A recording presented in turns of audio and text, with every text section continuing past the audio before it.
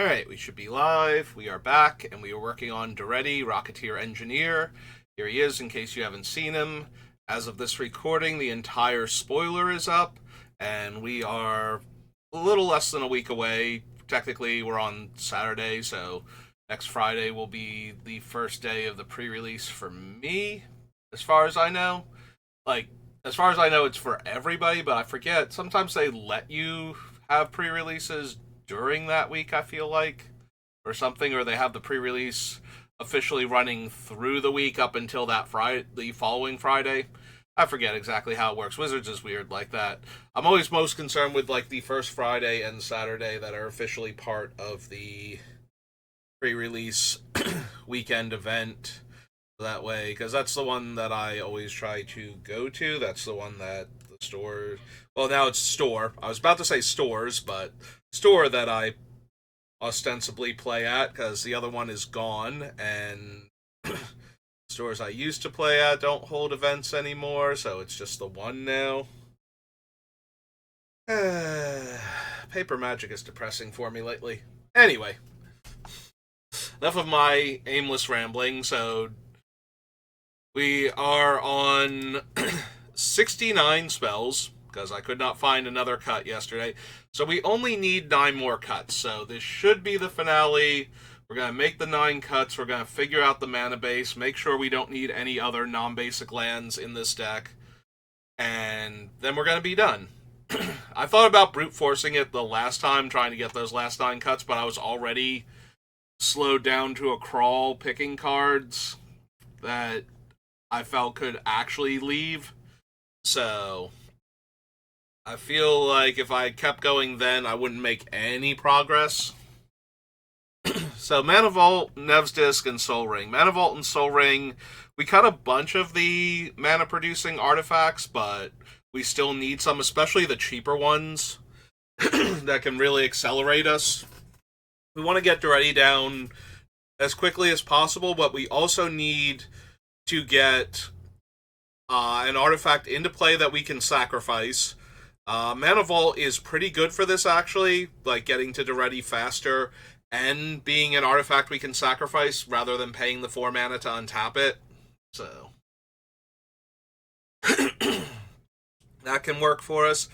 The Soul Ring is Soul Ring. It's the most staple commander card ever, and despite it breaking all of the rules that other cards that got banned do, we're never going to ban it, apparently. I don't know.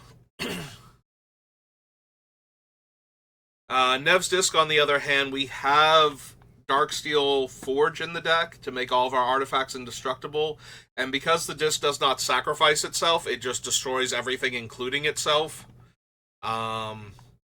That means that if we can get that combo going, we can blow up all of our opponent's stuff every single turn, or at least once per turn cycle, and still keep all of our stuff going. You always have to watch out for bounce and exile effects for the Forge itself when you're setting up this combo, because as soon as it becomes obvious that's what you're doing, that's how people are going to react to it. But past that, shouldn't be too much of an issue. Also, if we blow up the entire board instead of just our opponent's stuff, as long as we weren't like doing it the second time for value, it's like, might as well blow up the board, all my stuff's gonna live, and you've played out like 2 things. As long as we're not in that situation, if our board gets blown up with everybody else's, we should be able to rebuild fairly well with Daretti. Once he gets back down, he can buy back our more important artifacts. Those I kind of want to keep. Workshop is a land. Tomb is a land. Do I still need Scroll Rack? I still have a fetch lands. I was going to say a bunch of fetch lands. I have all of the red untapped original fetch lands and the Zendikar follow-ups, and we also have Fabled Passage and the Modern Horizons one. Prismatic Vista. It just went completely out of my head there for a second. So we have 6 fetch lands. We have Gamble, Reckless Handling, the Modern Horizons Goblin, that puts an artifact from our deck into our graveyard. So all of those can shuffle. We don't really have any self-mill. Like, I'm going to be running all of that stuff anyway because I always run Sensei's Divining Top. Like, I actually actively need a reason to not run Sensei's Divining Top in my decks with the way I build them. So I'm going to be running the fetches. I'm going to run the top anyway. And I think Scroll Rack is a bit too strong at that point. Also, it does let me do a little bit of hand sculpting for Gamble if I know what I have and what's on top of my deck. If I've already activated it. So that way, in theory, I can activate it, put the cards from my hand that I don't want to randomly discard, if I can help it, back into the... Although, then I'll be gambling and then they'll be shuffled away, but... So that's still shuffling them away, and so does the other thing. Yeah, there's nothing that lets me discard a card at random to set up things, so... Alright, so that one's not going to work. Yeah, the idea that I had is not going to work out because the sequencing will always cause me to shuffle the deck anyway. So if I didn't want to discard the only thing I can do is to make sure that I have as many of the good artifacts in hand as possible. Like, I can't protect anything that I didn't want to discard unless I want it shuffled away, but I can increase the density of the artifacts in my hand because we want artifacts to go to the graveyard specifically. So that way we can resurrect them later on. I have to see what else we have that goes well with Scroll Rack. Gamble tutors for whichever broken artifact we want and possibly even discards it for us. Warm Power Stone is more mana ramp. Welder is there's like 4 backup Darettis. There's this goblin. There's the goblin that is more for the Entomb effect because it can only get back small artifacts, and for the most part we want to get back big artifacts. But there's the one that can get back cheaper artifacts than the one being sacrificed, which is fine if I'm at the point where I want to loop certain artifacts in and out of my graveyard, like being able to sacrifice Duplicant or a Spine of Ishtar that I have in play in order to get back something with a lower casting cost is already something I'd be interested in doing, but it can still get back, like, I can sacrifice Spine to get back Duplicant, for example, so now I get back my Vindicate for 7 mana, and I put back into play my Creature Exiler, and now the Creature Exiler is there, and Daretti gets to attack and sacrifice that and bring back a different destroying artifact effect. So I definitely want cards like the Welder in the deck. I think that's what lets it keep grinding for value a lot more efficiently. We did take out a few cards that would aid in that because they weren't great at it. So I think we want to keep all of the ones that we still have. So Goblin Welder, especially Goblin Welder, because Goblin Welder is by far the cheapest and most efficient one on the list. It's only 1 mana, and it's only tap to activate. All of the other ones cost more mana to cast, or more mana to activate, or both. So we can't do the effect as often while still doing things like casting a Daretti that has died and needs to spend like 9 mana to come back now instead of the 5 that he originally was. Your Monolith is fast mana and then an artifact to trade in later, same as the other ones. Metalworker, same concept, much higher ceiling on Metalworker, but also a much lower floor. If I don't have any artifacts in my hand, it does not make mana at all. And if I only have 1 artifact, it taps for 2 colorless, but I have to show the opponents the artifact that I have, which is not even close to a huge deal, but it does let them know the type of thing that might be coming soon. I don't have to spend the mana on artifacts, though, so if I want to reveal an expensive artifact to get extra mana towards casting Daretti, like, that does work.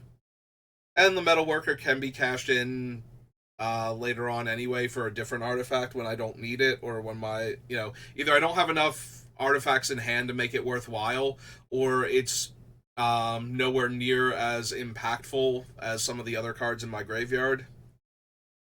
Thran Dynamo, uh, more ramp, more colorless ramp. We have so many expensive artifacts in our deck that there will be times where we need to cast one of them to get the ball rolling, potentially. Um, to get the ball rolling for good artifacts. Like, we might be able to swap out the Thran Dynamo for something else in our graveyard, but if it's not, duplicate or spine, well, spine never goes to the graveyard properly. It could be discarded, it could be countered though, and we would need to get it back. But we do have all of the other super expensive artifacts, like the Triniform, Triplicate Golem, your Battle Sphere, Wormcoil Engine, and we need to get one of those things in play at some point in time to be the catalyst for what we're cycling through as we keep sacrificing things and bringing them back. So, because if we have nothing but mana rocks, then that doesn't actually do anything, but we want enough mana rocks that we can get to the point where we're casting something, ideally. And then we have all the cards that let us draw and discard, so that way we can get the expensive artifacts into the graveyard that way, so that we never have to cast them. But even then, the mana rocks just become what we cash in order to get them back. Also, they are the way to recast Daretti if he dies, because he's going to get very expensive very quickly if he dies more than, he dies twice, he's 9 mana. So we really need to be able to recast him, so we need a ton of artifact mana available to us. I do want my things to have haste, and anger is good for that. We also do draw and discard a lot. Maybe we don't need anger, though.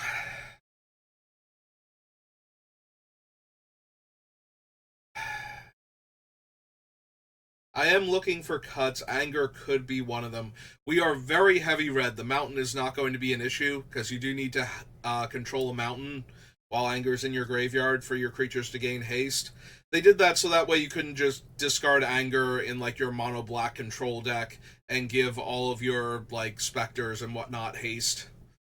They wanted to make sure that you actually had some connection to the color for each one of them. So you needed the basic land type for the uncommon cycle, and the 2 rares in the set both had colored activations for their Graveyard Matters abilities. So, and since it was Judgment, they were only in white and green for the rare ones. Yeah, we should not have any problem having a mountain in play.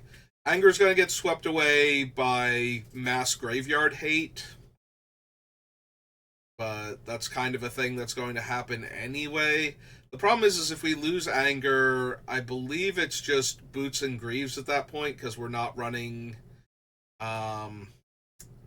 the Arena of Glory from Modern Horizons, because a lot of the time we're not casting the thing, we are putting it into play, and the arena won't let us give things haste. So, unless we cast it with the mana that we got from the arena in the first place. So, if we got rid of anger, that gets rid of Boots and Greaves. Or not gets rid of, leaves us only with Boots and Greaves. So, and we've got Aggravated Assault right here, which is one of the main reasons why I want to be able to give our creatures haste, is we won't be able to attack with anything we brought back with Daretti from him attacking, because we already have to be past the Declare Attacker's step for his trigger to resolve and for us to get back one of our creatures from the graveyard. But if we suddenly had an extra combat step, and Aggravated Assault is like our main way to pull this one off. In fact, it's the only one left in the deck. We would want the larger, scarier things to be able to gain haste. so that they can also attack in that extra combat step. And it does help if we're getting multiple combat steps, if Daretti is actually able to spread the haste around. Because if we, let's say we bring back like Triplicate Golem first, and then we attack within the next combat step, if we have the ability to get a combat step after that, whatever we brought back with Daretti on the second one isn't going to be able to attack in the third one if we're relying on Boots and Greaves, unless we want the Triniform, or not the Triniform, I said Triplicate Golem as this example. We want the Triplicate Golem to not be able to attack, because we would have to move the Greaves off of it, and it did come into play this turn, so it doesn't have haste anymore. So even though it got to attack the first time, if we wanted to move the Greaves around, it wouldn't get to attack the second time. Also, similar to Greaves, Anger is 0 mana for our things to have haste. And it's a really easy thing to discard to any of the effects that we have when we already when we already have a big artifact in our graveyard. It might still be Anger. Like, this is the part where everything has a place in the deck now, I'm pretty sure. So what we can cut is going to be very, very narrow. Like, we might actually cut Aggravated Assault. Like, all the argument I'm making for Anger, especially with how it interacts with Aggravated Assault, might be kind of moot if Aggravated Assault doesn't make it. We do still want Daretti to be able to attack the turn he comes down, because that gives us the ETB and the attack trigger in the same turn. So I do want Daretti to be able to gain haste and attack. So I'm very tempted to keep Anger still, even if we lose Aggravated Assault. Like, the biggest thing with Aggravated Assault is that if we already have a decent attack with Daretti, like he's not going to die in combat, then we get to attack with him multiple times and get multiple triggers. But it is costing us 5 mana per activation, which still might not be that problematic. And there's even a very slim chance that we could pay for the activation by sacrificing mana rocks to get back other mana rocks, to the point where we could actually not go infinite. I don't think infinite is an option, but we could basically get like 3 mana per attack step, so we're only looking at 2 mana per extra attack step. We need things like the Coveted Jewel and the Scepter of Eternal Glory to pull this off. We're not running Gilded Lotus, but we would have access to 2 different artifacts that tap for 3 red, so cycling back and forth between them with Daretti's attack triggers would give us the mana necessary, so that way we're only spending 2 mana per extra attack step with Aggravated Assault. So if we have a decent setup, we might just be able to win the game that way. We wouldn't have infinite attack steps, but we'd have enough. So that is one of the reasons why I'm interested in Aggravated Assault. The other one is just, I have 5 mana, let's get an extra trigger out of Daretti. Like, he already had a decent attack the first time. Let's get another one in real quick and see what else we can do. Duplicate is one of the more useful things to recur, just to keep exiling our opponent's creatures, bleeding through their resources fairly quickly if we can get the trigger multiple times in a turn. But yeah, just most creatures in Magic nowadays have powerful comes into play abilities, so killing them and allowing them to be reanimated later on is not great for us. We just want to exile everything if we can. Lightning Greaves to give Daretti haste. Mindslaver as one of the absolute dumbest things we can recur every single turn. Yeah, even with multiple opponents, being able to basically make one of them try and kill the other and then self-sabotage everything else that they had going on is still an insanely powerful effect. And being able to recur that more than once should actually let us put everybody on the back foot at that point. O-Stone as our backup Nev's Disc, but also just as a reset button in general. Nev's Disc, you either need to be able to untap it or it needs to survive a turn cycle, and sometimes neither of those are viable. You know, we don't have a way to untap it, and it being in play means that either it or we are going to die before we get to untap. But O-Stone just lets us flip the board immediately. We do still, I believe, have All Is Dust on the list also. So there might be some argument to one or the other of the two going. I know I was going back and forth with both of them the other day near the end of the stream. Darksteel Forge, one of my absolute favorite artifacts to have in play when you're going to cheat the big expensive artifacts down is making all of the other ones indestructible. That's just one of my absolute favorite ones to do. Also, it's one of the most expensive artifacts in the deck, so it makes Daretti huge. Krark Clan Ironworks. It's one of our ways to sacrifice an artifact so we can get it back into the graveyard. I am starting to wonder if, because that's a useful effect for us to have, and we don't necessarily need the mana from Krark Clan Ironworks, I'm wondering if what we actually want is something like Mirrodin's Core, which is a high market for artifacts. That would free up a slot for the artifact sacrifice effect. Are there any others? Like, if I go over here and go to Scryfall, our commander is red. Our card type is land. And we want the game text.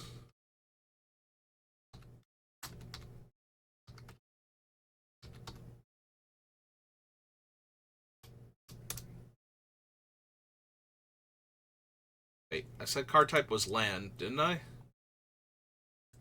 thought I did. Yeah, I didn't. Okay.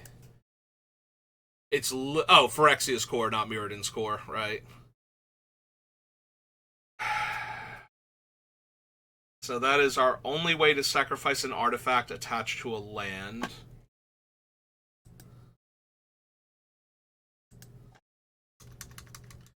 There's nothing that lets us sacrifice a permanent, right?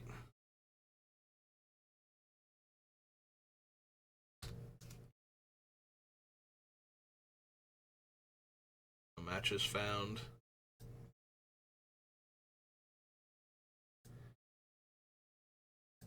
So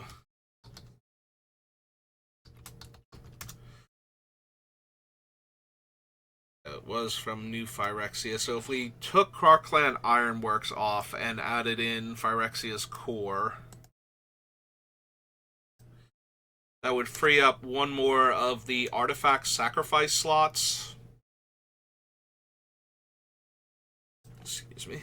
So, New Phyrexia. And Phyrexia's Core.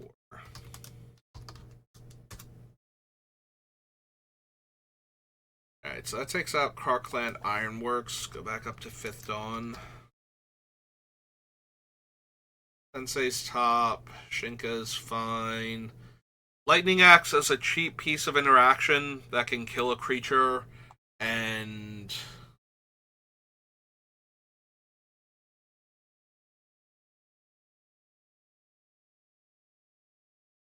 let us put one of our expensive artifacts into the graveyard. Mesa, Scalding Tarn, Everflowing Chalice. The downside to the Chalice is that recurring it does not actually let it add additional mana afterwards. Like, once the Chalice is gone, it's just done. We don't have any way to add charge counters to it, and we don't really have any ways to buy it back to our hand. Only from our graveyard directly into play. It can also be a 0-drop artifact in the very rare case where we need an artifact in play to get the chain rolling. If we've lost all of our artifacts but we have them in our graveyard. Let me double check the mana that we have, like our mana rocks. Maybe we can lose Everflowing Chalice also. There's All Is Dust. So I'm still debating which one I would rather have, or if I need to get rid of one of them between All Is Dust and Oblivion Stone. Galvanic Blast, another just cheap piece of interaction that kills a lot of problematic things. Yeah, 1 mana, get rid of anything with 4 toughness, 4 loyalty, or deal 4 damage to an opponent is probably too efficient for my mono red deck to pass on. Your Battlesphere and Wormcoil Engine are 2 of the better things. I like the artifacts that leave behind other bodies to use to buy them back when they die, as they inevitably will.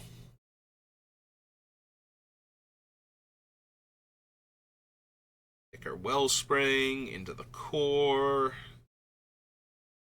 Wellspring is just a good, solid artifact to sacrifice to all of our stuff. Maybe, I've had this on the list the entire time because fodder. We killed a lot of other fodder artifacts because they're not necessary, and because the ones that we still had on the list were just better. But we have so many mana rocks. I'm wondering if we actually even need a straight up fodder artifact for the deck.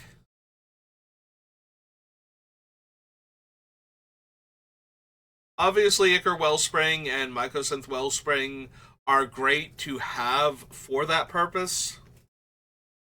They give us enough value when they come in and when they die that I can't imagine doing better than them for that role. But maybe we don't need that role. If all of our mana producing artifacts can be the fodder, then we don't actually need cheap fodder artifacts, even if we are getting a ton of value out of them. Yeah, see, this is the thing where I need to stop looking at this deck for a while and take a break and come back for it. This was not a thought that I was going to get while going through the deck list at the end of a full hour-long session the last time. Like, these are cards that I just kind of passed through and save the brain energy for, like, other cards on the list. But now that I'm coming back to it and justifying every single card still on the list, do we actually need fodder artifacts for Daretti? We've cut so many of them because we had better options for fodder, and because we didn't need that much fodder to begin with. He just needs, like, one of his mana rocks in play to start off with. So what if we just did not bother with them then? Like, we have so many artifacts that we're running anyway that we can trade in to get the ball rolling with him. I don't know that we actually need the 2 Wellsprings.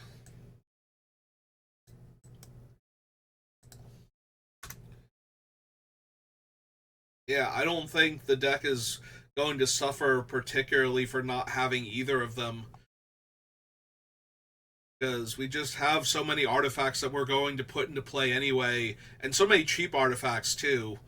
Um, Top and Scroll Rack and the Key and the Screwdriver and like a handful of other things, plus all of our mana rocks, like our actual mana rocks that we put in just to generate mana. The Screwdriver functioning as a mana rock also kind of threw me there.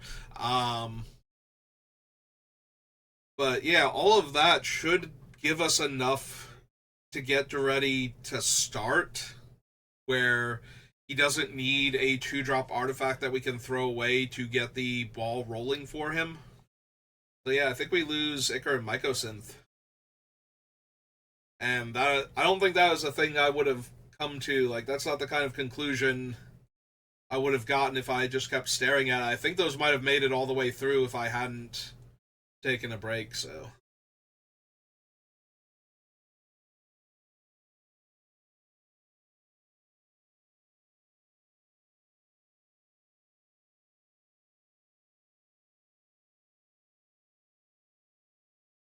Wait a sec. Oh, okay. For a second there, I was looking at my microphone and it wasn't moving while I was talking. There's a certain register to my voice that it doesn't always pick up, and so sometimes if I talk a bit too low in my I can feel it in my throat. Like if it's low enough there as it's moving through the vocal cords, and it doesn't get picked up by the microphone, and that's always weird to me. Every once in a while, when I'm doing editing, I notice that when I say "have a good rest of your day," the "have" does not get caught for that reason.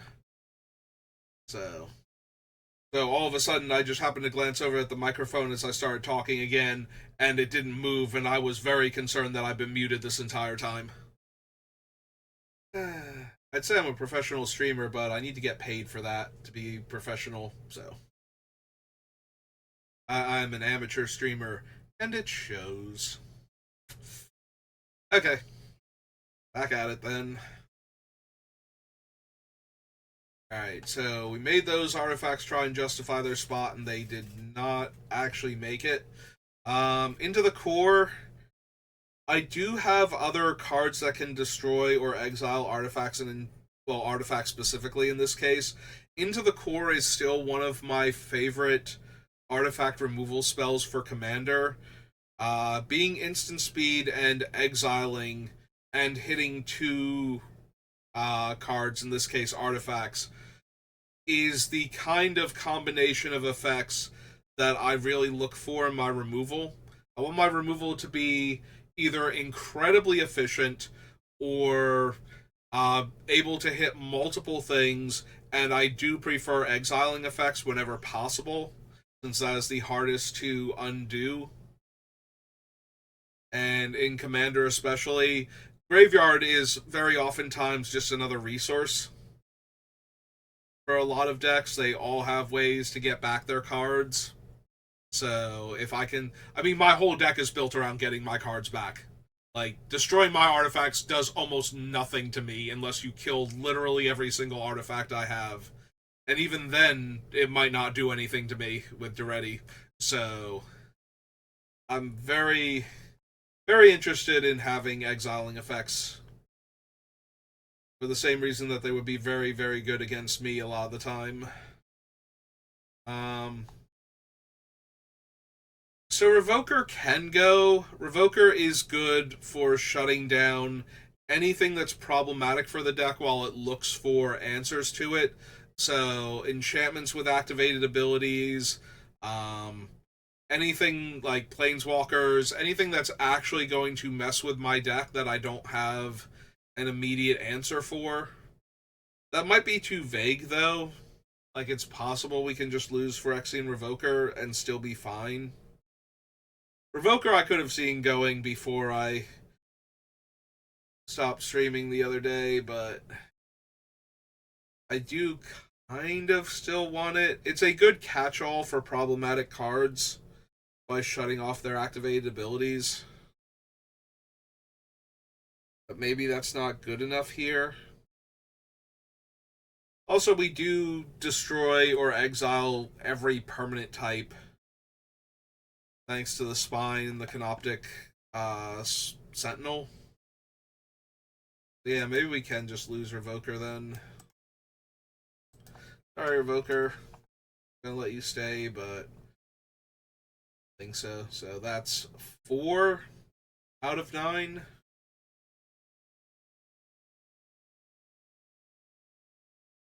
Blasphemous Act. We have other mass board wipes, and Blasphemous Act can only hit creatures, but a lot of our creatures are pretty resilient anyway, dying into piles of smaller creatures. I guess that's only 3, I think, of our things, because it will still definitely kill all of the tokens from Mirror Battle Sphere, since they're already in play. So is it just Triniform, Triplicate Golem, and Worm Coil then? Might actually be. Blasphemous Act is just so efficient a lot of the times. Like, casting this thing for 3 mana is not at all unreasonable. Like having a 3 mana straight up Wrath in red is basically what this thing boils down to a lot of time. That only takes 5 creatures between, 3 players being in play. So Blasphemous Act is just the model of efficiency. Like, we might actually be able to Blasphemous Act and redeploy in the same turn. And it doesn't kill our artifacts unless they're creatures, so we don't have to worry about losing our mana rocks or not having anything for Daretti to sacrifice to get our things back, even if they're not one of the 3 that dies into token creatures. That we can then feed to Daretti to get back the original. It's possible Blasphemous Act would be a cut. I'll put that in the maybe pile for right now. Back of my head. It'll promptly get lost. Faithless Looting sees way too many cards for way too little mana for us to not consider, I think. Being able to draw, and the fact that it is, in fact, looting and not rummaging like most red effects are. So we get to draw our 2 cards, then discard 2 cards. So we have a better chance of finding the artifact if we don't already have it. And then we get to flash it back for 3 mana to try again. So I think looking at 4 cards for 1 spell and getting to discard 4 cards also just makes it that much more likely we will be able to get an expensive artifact into our graveyard in time for Daretti. One of the things is that I'm pretty sure every single card I currently have that would either let me draw and discard or tutor and discard or put directly into the graveyard from my deck, like actually entomb the card, all of them cost less than Daretti, or can cost less than Daretti in the case of the Red Mastery from Strixhaven. So every single one of them can be cast before Daretti comes down to potentially get the big flashy artifact into the graveyard for him to resurrect. So that is definitely something that I'm very interested in. Getting that first trigger from Daretti, I think, goes a long way. We're probably going to wind up cutting Sanctum of Ugin.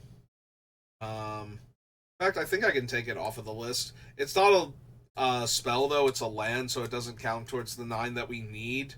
But because I'm not really casting the big scary artifacts in any way, shape, or form anymore, I mean, I'm physically capable of doing it, but a lot of them aren't in range for that. Like, we have a handful of 6s and whatnot that wouldn't trigger that. So we only have like a few 7+ colorless spells that we could even cast in the first place.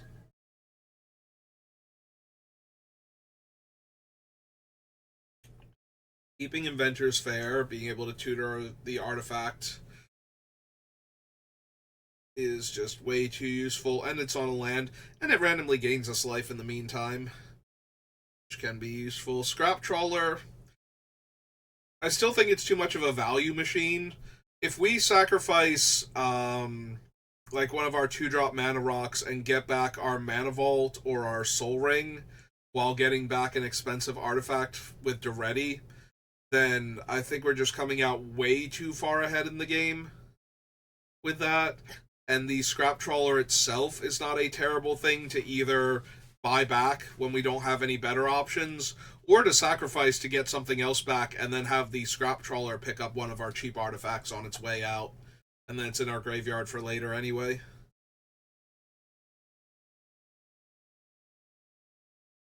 Embercleave both helps with our Triniform, since it's a big dumb creature without trample. Triniform, Mirror Battlesphere, and Wormcoil Engine all lack trample, so giving them double strike and trample allows us to put a lot of damage on our opponents quickly once we have one of those things in play. It's also incredibly painful with Daretti, making him a minimum of a 7-power double striker. So 2 hits from Daretti at that point will kill any one of our opponents with commander damage. So I think I'm okay keeping the Embercleave for right now. Yeah, it's only the triplicate golem that innately has trample and is not, and then even then giving it double strike is still good enough. Flying double strike, trampling 10-10, probably probably going to be good enough, I would hope. Soul Guide Lantern we expressly went back and added in because I want an extra bit of graveyard hate past the scavenger grounds. Um, for decks like ours, basically, I don't think you can play in Commander at anything above a low tier grade without some kind of graveyard hate in your deck. And I think one singular source that sacrifices itself, especially since we don't have Crucible of Worlds anymore, um, is not enough. We definitely needed another one. And this one we can recur with our commander if we need graveyard hate that badly. So, and it doesn't affect our graveyard. The Strixhaven, the Fervent Mastery, like I said, we can cast it before Daretti comes down um, by doing the alternate cost. And it is 3 cards into our hand and discard 3 at random, which both lets us load our hand up with more artifacts that we would want in the graveyard, um, but also um, gives us more chances to discard one of the relevant cards. You know, if we had anything in our hand that we wanted to discard to begin with, and we put 3 more similar artifacts into our hand, and then we discard 3 cards, how many cards do we need to have in our hand before we're not favored to discard at least one of the super expensive artifacts that we wanted to have in the graveyard in the first place? The alternate casting cost does let somebody else loot away as many cards as they want or rummage away as many cards as they want. Um, but it's only one opponent and we get to choose which one of them. So if there's any opponent that doesn't seem like they have a deck that would want that, then we just give them a little bit of card filtering in exchange for setting us up if we don't have the mana. If we draw this later in the game, or if we can wait a turn on Daretti, then we don't have to actually cast it as the 4-drop, and we don't have to give anybody the free discard and draw.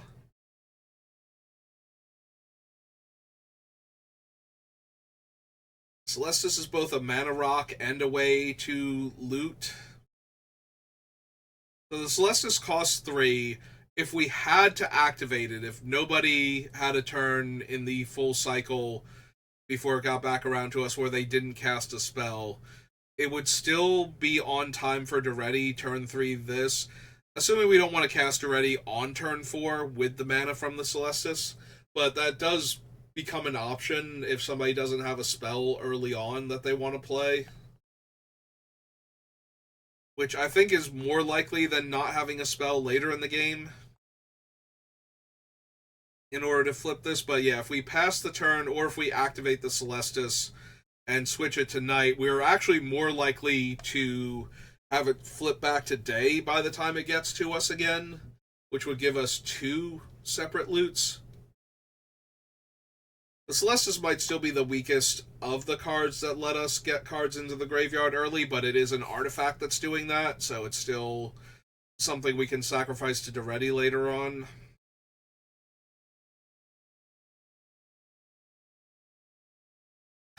Fable is looting, ramp, artifact fodder, and once it's flipped, gets to copy some of our things. We have a bunch of things that have either incredibly strong comes into play abilities or incredibly strong death triggers, because that's kind of the whole point of the deck, is to have things coming into and going out of the graveyard.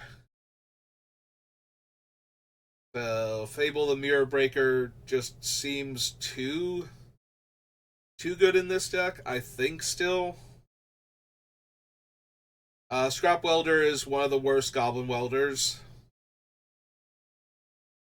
If it weren't for the fact that the one that can only get back low casting cost cards is an actual Entomb in our mono red deck, I would probably want this one more than that one, but I would much rather have the Entomb effect, I think, than the like I care more about the Entomb than the activated ability on the other one, so I think it still stays though. It is another way to sacrifice the expensive artifacts to get back things, and we should have something in our graveyard at a lower casting cost that it can buy back almost every single time. Yeah, we still need 5 more cuts. Seascape Leveler is one of the big things to grab back. It's actually the only one where getting it back into play is not a big deal. It's getting to attack with it, since the other part of it is a cast trigger, not an ETB. If it were an ETB, I'd actually be a lot more interested in Cityscape Leveler. I still think we kind of need it. Like, it's still fine in the deck, just not as good as it could be. Mishra as a Rummager. He actually lets us go up mana, is the biggest thing about him. Like, if we activate him on turn 4 and discard an expensive artifact into the graveyard, that would give us the 5 mana that we need in order to cast Daretti, which would then allow him to sacrifice one of the other artifacts in play to get back the thing Mishra just discarded. Yeah, I think the only downside to Mishra is that he himself is not an artifact creature here. Like, if this were older Mishra and he had been Phyrexianized already and was considered an artifact creature, that would actually be better for us.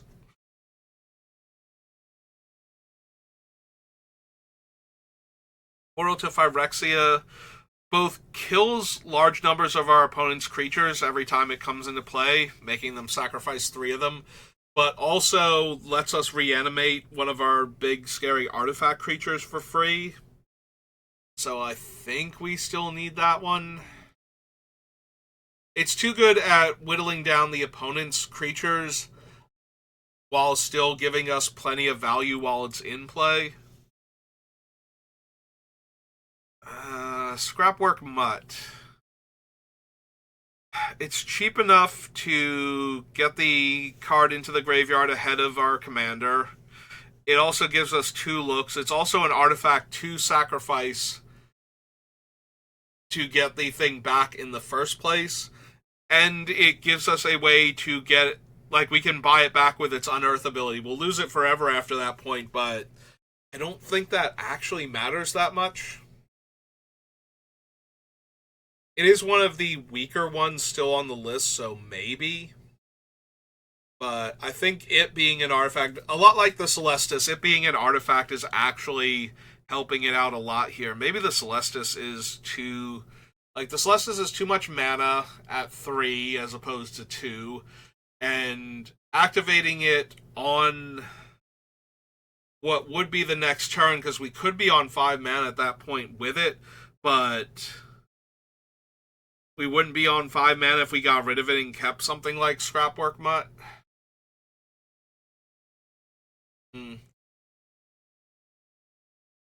Alright, that's another one to put on the back burner for right now. Mightstone and Weakstone lets us draw cards, lets us kill medium to small creatures, does add mana but not for our commander.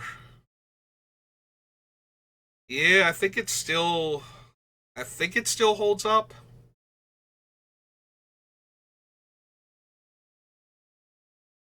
I could see the Mightstone and Weakstone being just weak enough that maybe we don't need it, but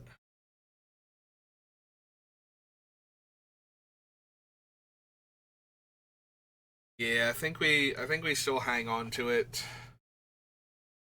Reckless Handling lets us tutor an artifact specifically and then discard a card at random. And if it happens to be an artifact, we get to deal 2 damage to each opponent, which is basically chip damage at that point, but it's still something. And it is what we want to be doing anyway, is discarding the artifact that we tutored for.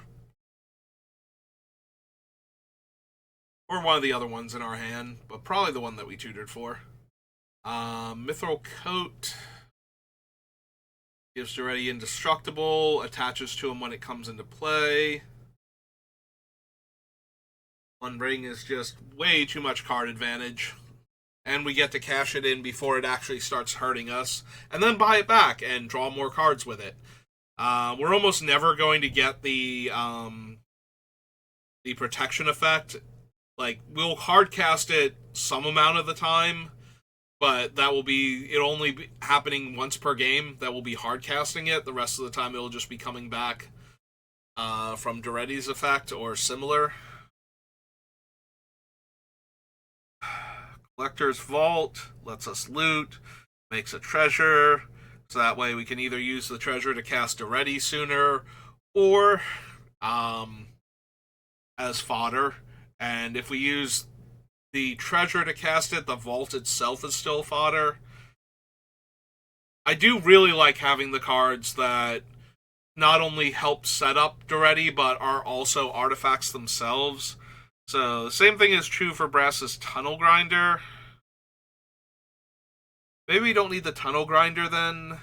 Like, Tunnel Grinder doesn't add mana the way Collector's Vault, the Celestis, or Mishra do. It's more expensive than Scrapwork Mutt and some of the other 2-drops that we have. And the flip side of it is not particularly good for us. Also, we're way more likely to trade it in. Yeah, I can see it being the Tunnel Grinder, honestly.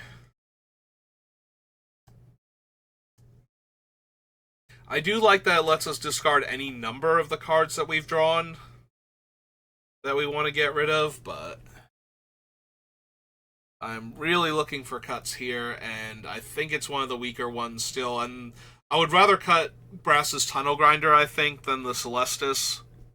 And I think that's where we're at right now, is it the Celestis or is it Brass's Tunnel Grinder? And the Celestis has more upside potential, and the downside of it is that I might have to take a turn off to activate the Celestis in order to get the loot the first time.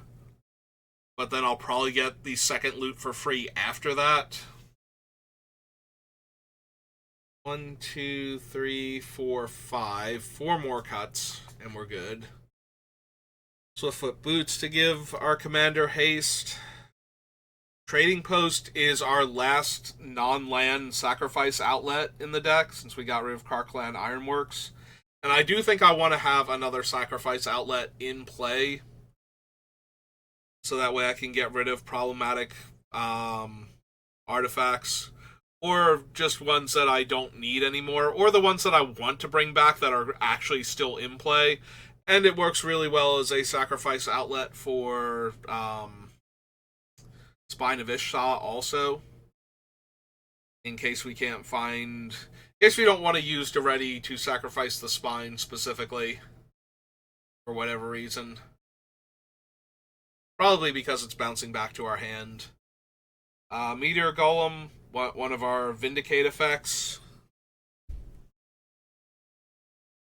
Meteor Golem is worse than some of the other ones, but it's versatile enough that I don't think I can cut it. Like, I would rather exile with, like, the Canoptic. Like, the Canoptic definitely stays in over Meteor Golem, but I don't know that Meteor Golem is so bad compared to the other ones that I don't still want it. Like, it doesn't exile, but it can hit any non-land permanent, so it's doing better than Duplicant if I need to be able to destroy an enchantment or a planeswalker or something. And got a whole lot of very similar arguments to be made for a lot of the other things we can be looping with our commander, so... Manifold Key makes Daretti unblockable, untaps our powerful artifacts with tap-activated abilities. Let's see, we have the One Ring for card draw. We can also use it to untap Sensei's Top, so that way we can respond to its own activation for drawing a card by drawing another card. And because of the wording on Sensei's top, I always call it the top swap, it is not actually exchanging anything. It's letting you draw a card and then putting the top back on top. So we would always draw the top card of our deck and the top if we used Manifold Key in conjunction with it. How many other artifacts do we have with good tap activated abilities? We have all the mana rocks, so that's probably good enough. Just using it as a mana ramp. That requires us to have one of the other mana rocks in play. It works with the top, it works with the One Ring. I don't think we have a ton of other tap activated abilities, honestly. Alright, so Engineer is the Entomb.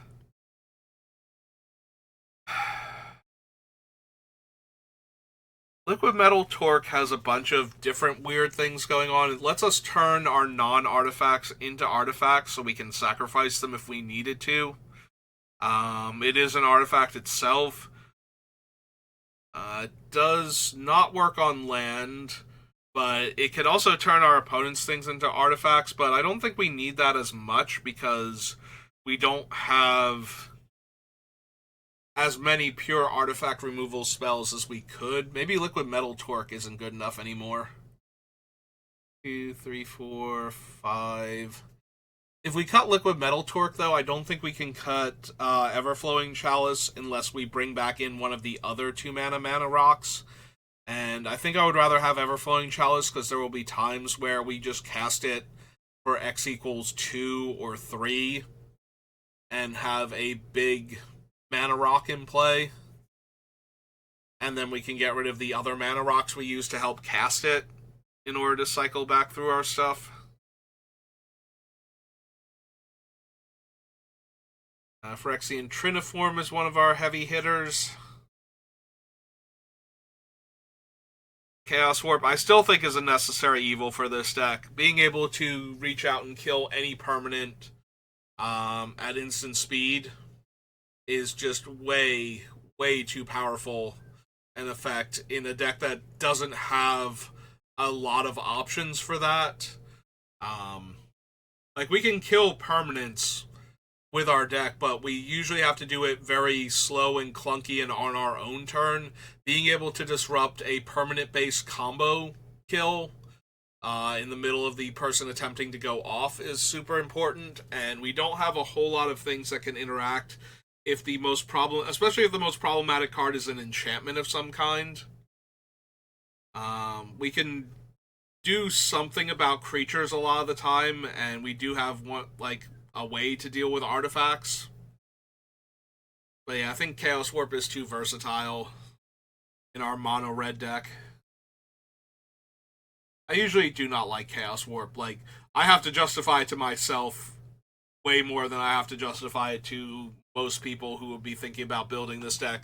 I'm sure there are a lot of people that are like, yeah, no, Chaos Warp. Of course you're running it. It's a mono red deck. What else are you going to do? Planeswalker Daretti, same reason as the Goblins. Being able to sacrifice the artifact to get another artifact back is just too potent. It's the whole crux of our deck, so having another way to do that in the same turn is just too good. Do we have enough other card draw? If I actually got rid of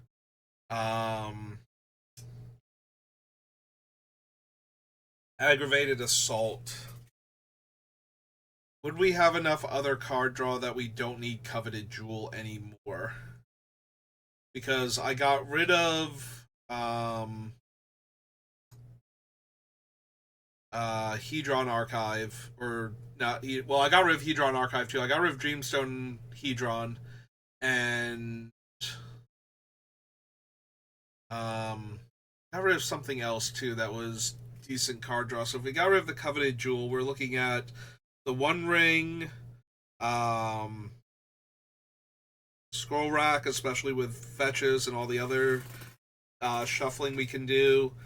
We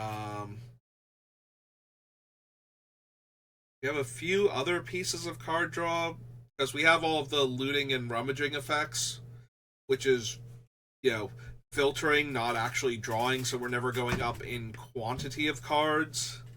But we do have enough things, I think. We have the Might Stone and Weak Stone if we needed to draw cards.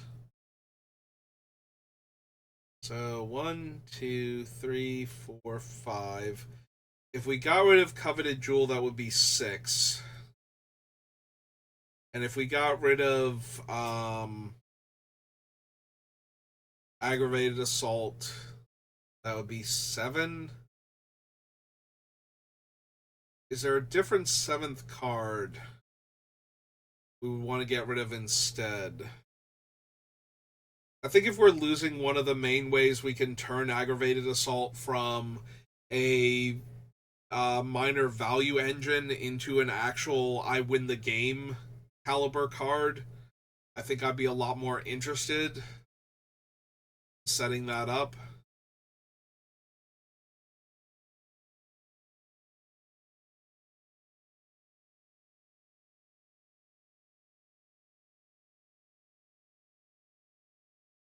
Hmm.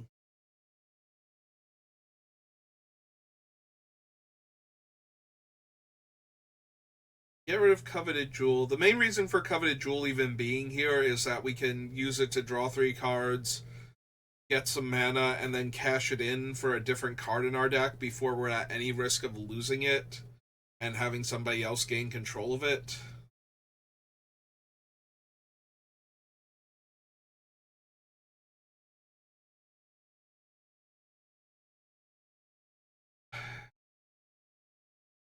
I do want Deflecting Swat. I want to be able to protect Daretti while he's in play. And having another way to do that that lets me have tapped out for him is super helpful.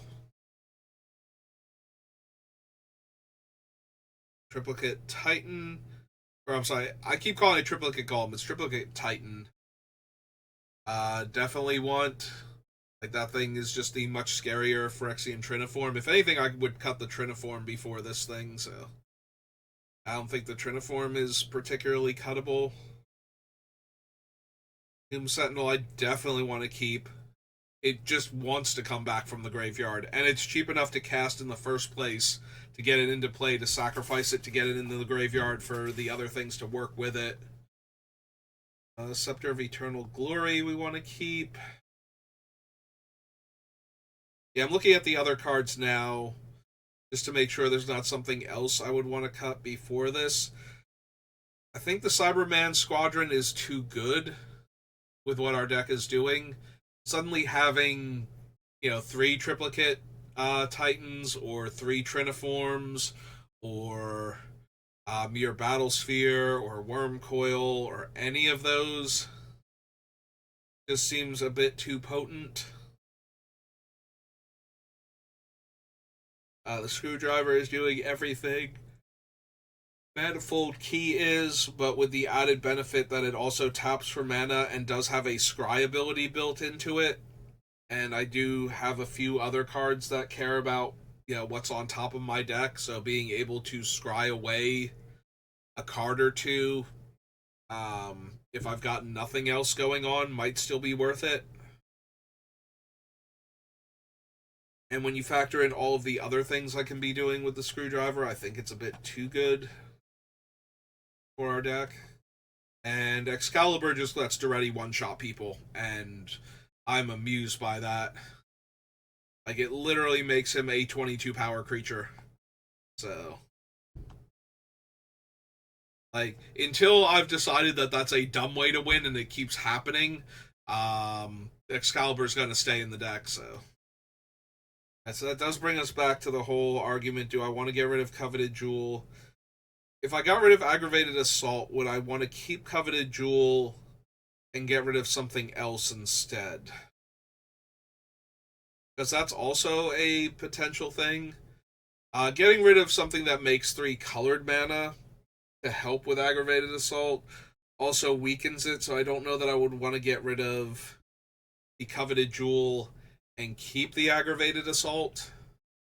Like, I kind of feel like Coveted Jewel, Scepter of Eternal Glory is a thing I would want to have access to. Like, almost to the point where if I thought I could get this combo online more consistently, I would probably want Gilded Lotus over something like Thran Dynamo.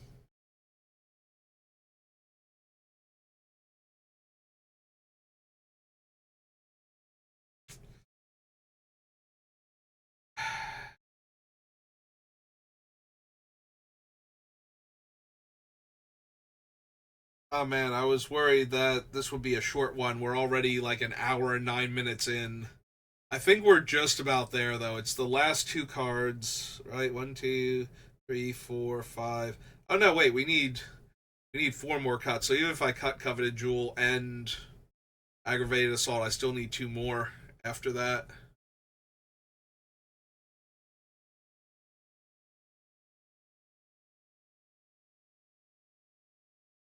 So if I cut Anger and put back in the arena doesn't help with the creatures that I'm bringing back with Daretti, but it does help for casting Daretti and having him have haste when he comes back down.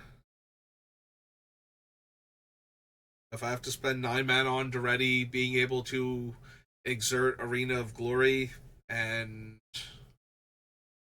cast Daretti and have him be able to attack that turn without, wasting any mana.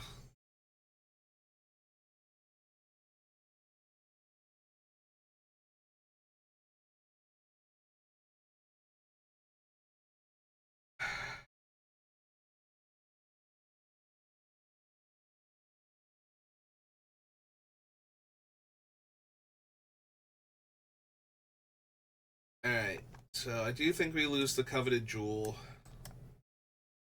I think it's fine in the deck. I don't think we necessarily need it. I do think we cut Aggravated Assault.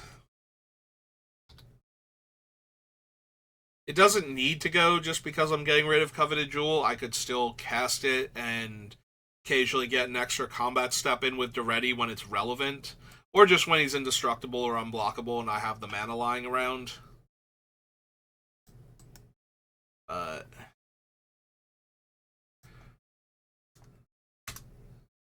don't think the deck needs it. And I'm kind of in the mentality of what does the deck need? So 1, 2, 3, 4, 5, 6, 7. We cut all of those. Bring us down to 62. You're all. Yeah, I don't think I can really afford like the Flamekin Village or Panwire as the way to give Daretti haste, because that just tacks an additional mana onto him. And if we've just had our entire board blown up, then we're going to be struggling to cobble together the mana to get Daretti back into play in order for him to start doing his thing anyway. Like, if our artifacts are still in play and Daretti has died, that's a completely different story. Like, we can make a ton of mana very quickly and get Daretti right back down, and giving him haste shouldn't be an issue for basically anything.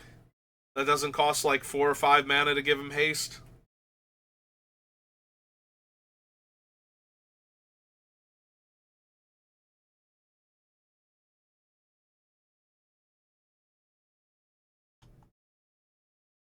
Yeah, if we get rid of Aggravated Assault, all of our other creatures having haste is less important. Not completely unnecessary, because there will be times where Daretti comes down and rebuys something, and then that thing could have had haste if I had had Anger in the graveyard, but I do think it's one of the weakest ones we have left, and I do think I want the Arena of Eternal Glory. Isn't it called Arena? Spell Arena wrong? I spelled Arena wrong. Did that thing where the N first, so yeah, Arena of Glory. So we get rid of Anger, we go Modern Horizons 3. Oh, Arena of Glory is still on the list. I thought I took it off the list because I wasn't because it doesn't work with the things the way I thought I wanted it to. Like, it doesn't allow me to give haste to any of the creatures that I'm cheating into play was the thing. But I guess I hadn't gotten around to cutting it. Alright. So that's fine. We take anger off.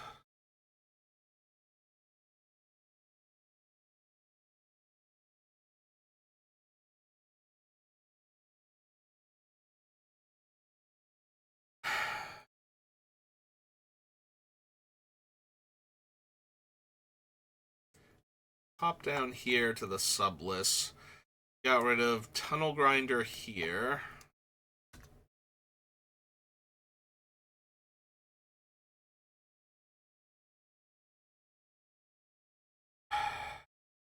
Maybe it's still the Celestis. Maybe the Celestis is still the weakest one. I have Gamble, Faithless Looting, Fervent Mastery, Fable the Mirror Breaker, Mishra, Scrapwork, Reckless, Collector's Vault, and Daretti. So potentially, it's still the Celestis.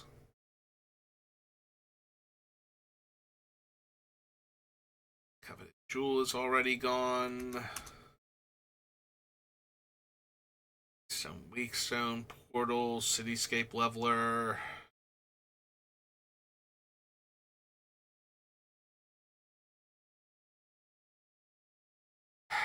There's a small chance it's actually the Cityscape Leveler. It actually has to live long enough to attack.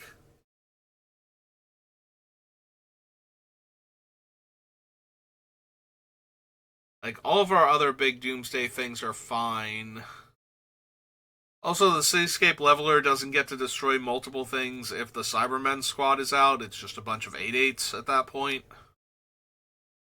Because we'll already be past the Declare Attacker step, so the tokens are just put into play tapped and attacking, so it doesn't trigger the attack trigger on Cityscape Leveler either.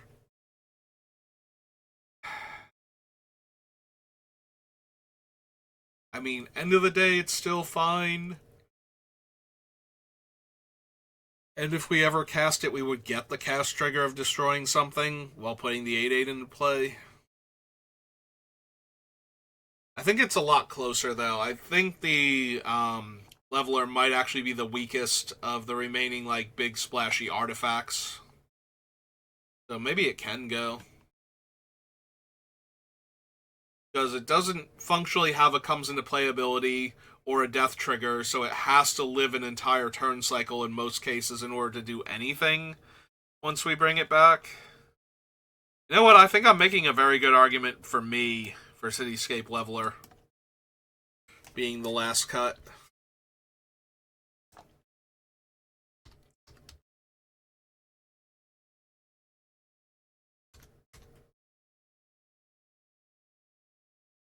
Like, I think we still have enough Doomsday weapons, and I don't think he's actually one of them when you get right down to it. Alright, so real quick, let's double check our lands, see what our mana base should look like. So, I've said this before a few times, but if you see Workshop and you're like, yeah, no, that's not happening, it doesn't need to. Workshop is on the list because I have one. If your playgroup does not allow proxies and you don't have access to a $1,000 magic card, it's not essential. In fact, it's probably something that I don't even need if the playgroup does not have the higher power level decks. The whole purpose of it is to get on the board faster and let your deck actually do its thing a turn or two earlier.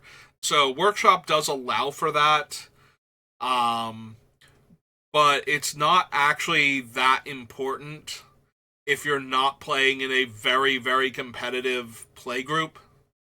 So do not worry about Mishra's Workshop if you don't have it, because you're probably not playing against the people that you would need the Mishra's Workshop for anyway most of the time.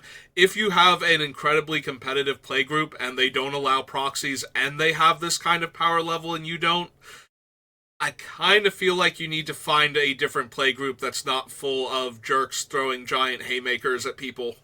Um, I mean, if they all have that power level in their decks, then that's not really them being jerks. It's like they want to just play with their really expensive, powerful cards, and I can understand that. But that might not be the play group for you if your entire deck costs less than one of the cards in their deck. Um, and that's not a derision on you either for not having access to this thing. It's an insanely expensive Magic card. Most people are not going to have access to it. So don't feel bad that you don't have it, and don't feel like the deck doesn't work if you don't have it. It's an enabler. It's not one of the cards that is letting the deck do what it wants to do. It's one of the deck that makes the deck better at doing what it wants to do. So yeah, don't worry if you don't actually have Mishra's Workshop. Um,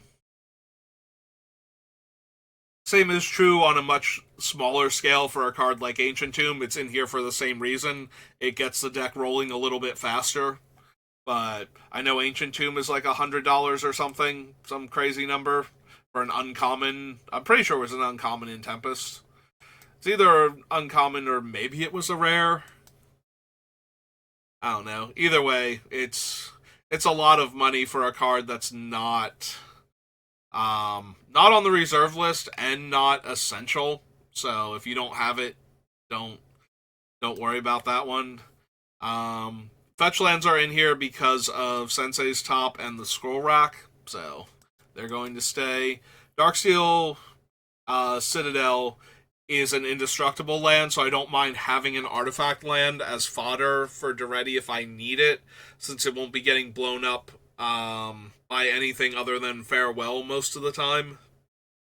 Like, nobody is going to go out of their way to exile my Darksteel Citadel specifically, so a lot of times it just ups my artifact count in the deck without coming with any kind of real risk.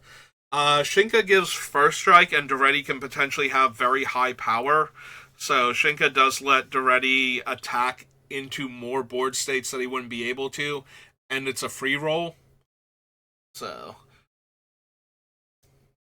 it also comes into play on top because it's one of the Kamigawa legendary lands. So it being legendary is what allows it to not be better than the basic mountain for the purposes of determining whether or not it should come into play untapped. Mason Scalding Tarn are fetches. Yeah, if you don't know what I'm talking about, Wizards has a policy. They've stretched it pretty far with a lot of things lately, but they don't like having non-basic lands that are 100% strictly better than basic lands of the same that produce the same mana. So for the most part, any land that taps for one mana of a specific color and has another ability tends to come into play tapped, deal you a point of damage for generating mana from the land, has restrictions on what the mana can be used on, and this is for like every rarity across multiple sets spanning decades. It's actually harder to name the ones that don't have any drawback at any point in time ever. Which what makes the ones that don't, that actually function as at least one source of colored mana without any of these drawbacks, some of the more powerful lands that you can have, and for example, the Verges, the ones from Duskmourn and the ones that'll be coming out in Aetherdrift, like, they're among the most expensive cards in Duskmourn, the Verges that were in Duskmourn, and I'm going to bet the same is going to be true for Aetherdrift, because they always come into play untapped and always tap for at least one color of mana that your deck is probably running both colors of, and can eventually produce the other color.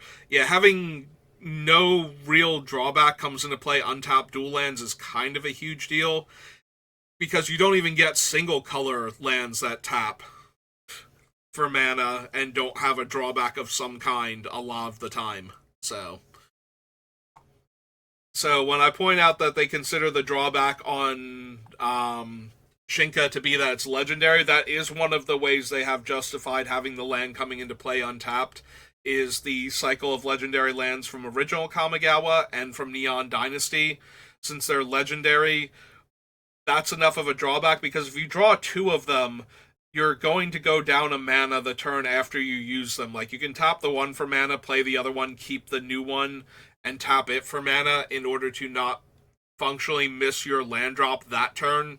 You know, you can still play a 4 on your 4th turn. But after that, you still only have 3 mana, so when you get to turn 5, if you don't play a land, or even if you do, you're still going to be down a land. So they do consider that enough of a drawback. Phyrexia's Core we just added as a way to sacrifice our artifacts, so that way we can get them back into the graveyard to use again for Daretti. Rogue's Passage makes Daretti unblockable. It's a lot more expensive than the other ones, but it's also taking up a land slot, and we're not particularly overburdened on non-basic lands. Yeah, according to this, we have like 18, and that's assuming that none of them are redundant on the on the sub lists, which I don't think that they are, but they might be. Inventor's Fair eventually lets us sacrifice it to tutor for an artifact, so I think that's good enough. Scavenger Grounds as a graveyard hate card. Fable as another fetch land. Fomori Vault, once we get into like the mid game where we have multiple artifacts in play, being able to look at large numbers of cards from the deck to try and find the other artifacts that we need. And you can technically take any card too, so even if you don't need to find an artifact, as long as you have a handful of them in play, if you're looking for like Blasphemous Act or something, you can go looking for it with this thing and actually find it. And you're always going to get a card regardless, so as long you do have to discard a card though, so it's still rummaging, but it's rummaging, so that way we can put the expensive artifact from our hand into the graveyard and go find a different thing. Vista for fetching. There's a Saga. We have a decent number of ones, including Soul Ring, Mana Vault, and Sensei's Top. So we do have things worth tutoring for with it. And it can make giant angry golems with how our deck works. We did cut Crucible, so we don't get to keep using it over and over again, but I still think it's worth it. Just because if we need mana, we can go tutor up one of our 2 incredibly powerful mana rocks.